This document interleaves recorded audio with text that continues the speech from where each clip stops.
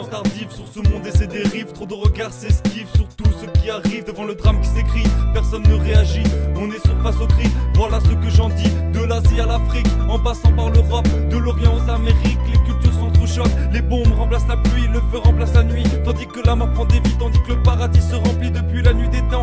Ça ne fait qu'empirer, l'homme a appris à maîtriser la mort sans difficulté. Avec des massacres, des génocides, des assassinats. De la Russie aux USA, de la Chine au Rwanda. C'est insoutenable de savoir les horreurs inimaginables que l'homme lui-même a pu infliger à tous ses semblables. Comment avons-nous pu être capables d'actes aussi méprisables? Est-ce que vraiment les ficelles sont-elles tirées par le diable? Ou peut-être par ce côté obscur de l'humanité qui fait qu'on peut se déshumaniser pour s'exterminer? Le sang ne cesse de couler, la violence d'augmenter. La haine et la cruauté n'arrêtent pas de se développer. Ces sentiments tels des maladies, des épidémies se répandent, se propagent sur beaucoup trop de vies. Voyez les attentats dans le monde, la preuve se fait à chaque seconde. La folie se transforme en bombe, toujours des innocents qui tombent. Et après on me dit que c'est le monde qui ne tourne pas rond. Pourtant toutes les choses immondes c'est les hommes qui le font. On fonce droit vers l'enfer, si on n'y est pas déjà. Le paradis c'était sur terre, on a trop fait de dégâts. Les hommes sont à bout, les bombes pleuvent de partout. Devant la violence découle la paix est mise à genoux. Combien de larmes vont couler, combien de morts enterrés, combien de cœurs brisés, combien de vies déchirées. Faudra-t-il pour qu'un jour tout ça puisse enfin s'arrêter, que les hommes vivent ensemble dans le respect et la paix? Combien de larmes vont couler, combien de morts enterrés, combien de cœurs brisés, combien de vies déchirées. Faudra-t-il pour qu'un jour tout ça puisse enfin s'arrêter, que les hommes vivent ensemble dans le respect et la paix? Dis-moi quelle était l'intention de l'homme lors de sa création, la réaction face à la vanité,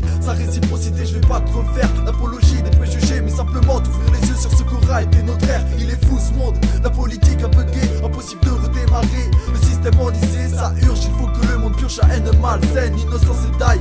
Et de presse, nos vies en sont pleines car fatigués de voir que tout tourne autour du fric et que les plaintes se répercutent comme sur un mur de briques. Clic, clac, fait le bruit de l'arme qui se tourne vers le futur car son avenir ne dépend que d'une pression sur la gâchette.